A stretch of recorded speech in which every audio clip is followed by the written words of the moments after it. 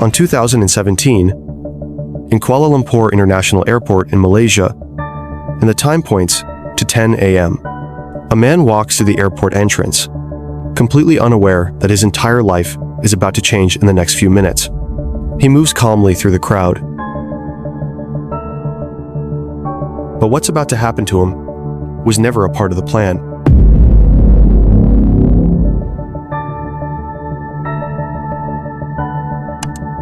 All of this happened in a single moment. Kim Jong-nam was walking normally, and suddenly, a girl appeared and applied something to his face. That something was a deadly poison, and because of it, he would lose his life.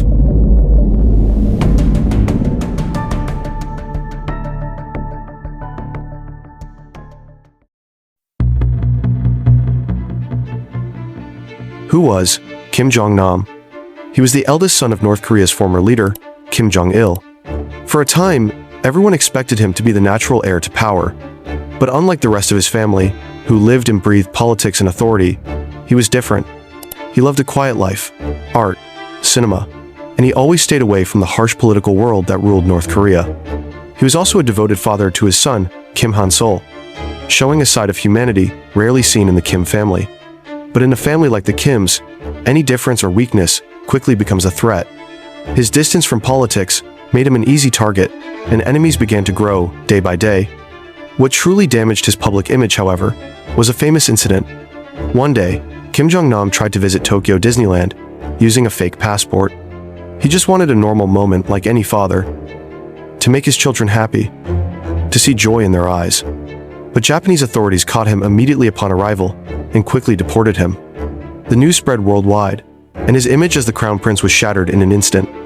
Many claimed that the leak came from inside his own family, specifically, the mother of his younger brother, Kim Jong-un. Ambitious and determined, she did everything possible to ensure her son would become the heir instead of Kim Jong-nam. From that moment, his fall began. He was forced to live in exile, moving between countries like Malaysia, Macau, and China.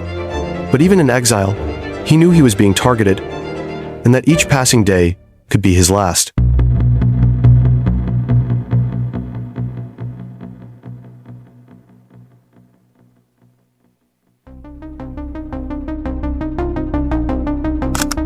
Kim Jong-nam had no idea his life would end at the hands of two women, Siti Aisyah from Indonesia and Don Thi Huang from Vietnam.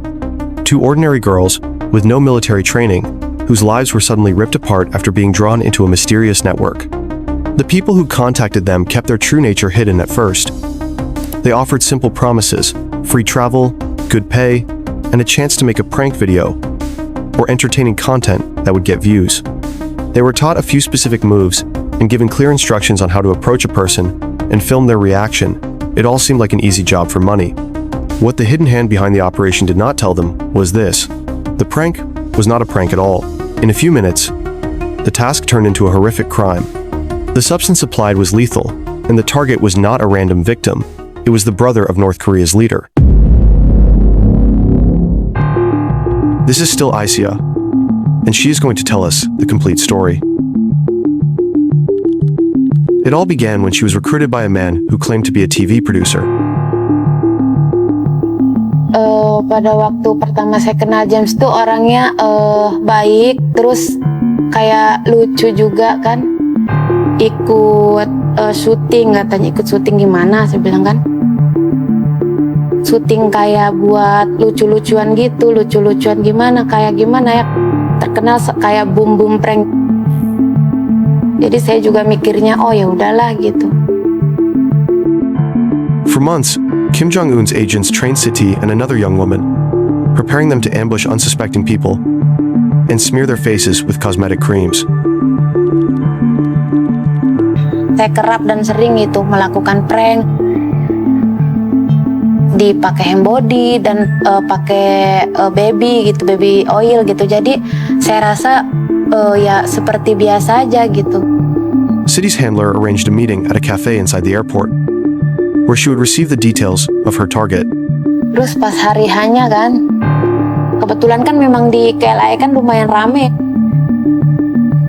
nanti kalau misalnya kalau kamu acting yang ini ya katanya bagus ini nanti kemungkinan bos juga akan kasih kamu bonus lagi.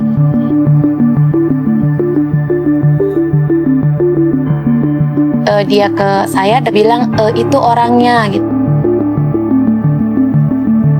Pas tuh saya bilang yang mana gitu kan. Itu yang pakai jaket warna abu-abu katanya gitu kan. Yang mana? Itu yang botak bilang kan.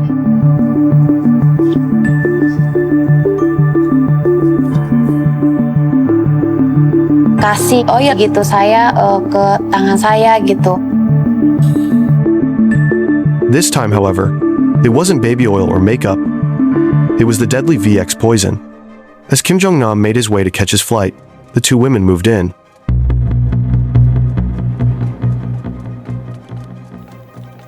Langsung kayak mengamuk gitu, habis ngamuk saya juga grogi.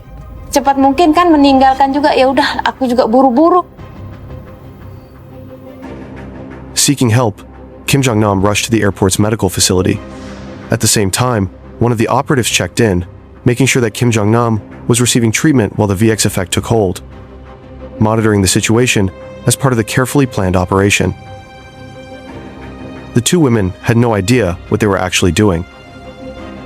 By the following day, both women had been arrested. Polisi juga nanya-nanya apa yang kamu lakukan di airport itu. Emangnya kenapa? Saya bilang kan.